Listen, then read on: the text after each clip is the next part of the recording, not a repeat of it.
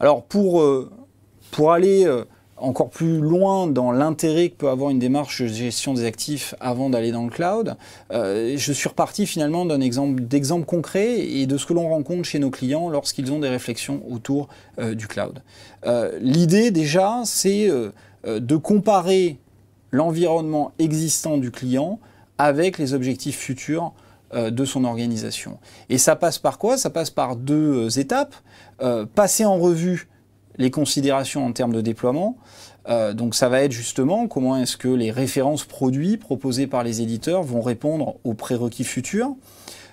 Quels vont être les prérequis business techniques qui vont être clés. Et également savoir quelle est la structure on-premise ou cloud hybride qui va répondre le plus aux besoins du client. Enfin, la deuxième partie va concerner l'étude des implications licensing et licence. Quel est justement l'impact d'un modèle plutôt d'abonnement?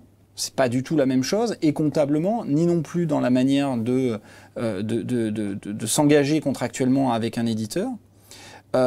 Comment est-ce que justement, si j'ai des écarts de licence et que je sais que j'ai des écarts parce que je n'ai pas forcément mené ces actions de gestion d'actifs logiciels préalablement, comment est-ce que je vais pouvoir les réduire dans le cloud? Beaucoup de nos clients choisissent aussi le cloud comme un moyen de se rendre plus conforme.